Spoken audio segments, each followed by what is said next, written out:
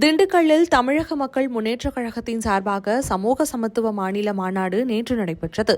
இந்த மாநில மாநாட்டில் பங்கேற்ற பாஜகவின் மாநில தலைவர் நயினார் நாகேந்திரன், திண்டுக்கல் என்று சொன்னாலே 1972 தான் நினைவுக்கு வருகிறது என்றும், ஒவ்வொரு அதிமுக தொண்டனுக்கும் ஞாபகத்திற்கு வருவது திண்டுக்கல் இடைத்தேர்தல் தான். அன்றைக்கு மாயத்தேவரின் அமோக வெற்றி தான் இன்றைக்கும் நினைவு வருகிறது.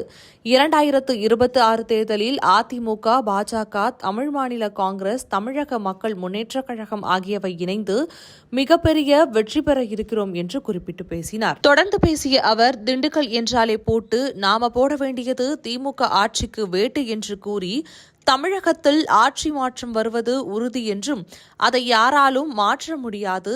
அதற்கு நாம் அனைவரும் ஒற்றுமையாக இருந்து பாடுபட்டு திமுக ஆட்சியை வீட்டுக்கு அனுப்பி தமிழகத்தில் ஒரு நல்ல ஆட்சியை உருவாக்க வேண்டும்.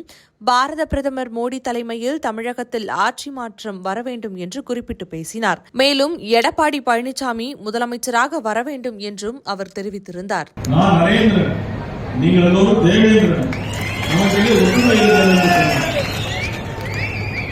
நான் திருநெல்வேலியிலே ஓட்டு கேட்கும் சொன்னேன், அவர் நரேந்திரன், நீங்கள் தேவேந்திரன், நான் நயினார் நாகேந்திரன் அப்படின்னு. அவரே நல்ல ஓட்டு போட்டாங்க. 27,000 ஓட்டு நாங்கள் ஜெயிச்சோம்.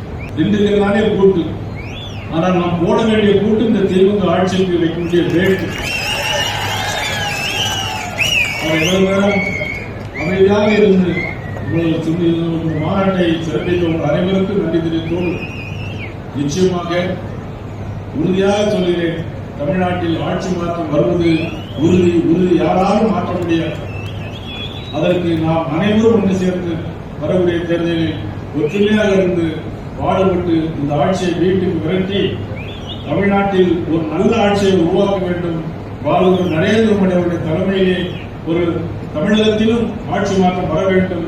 அண்ணன் இபிஎஸ் அவர்கள் முதலமைச்சராக வர வேண்டும் என்று இந்த நேரத்தில் நான் அன்போடு எல்லாம் கேட்டு இந்த வாய்ப்புகள் உருவாக்கி நன்றி தெரிவித்து விரும்புகிறேன். நன்றி.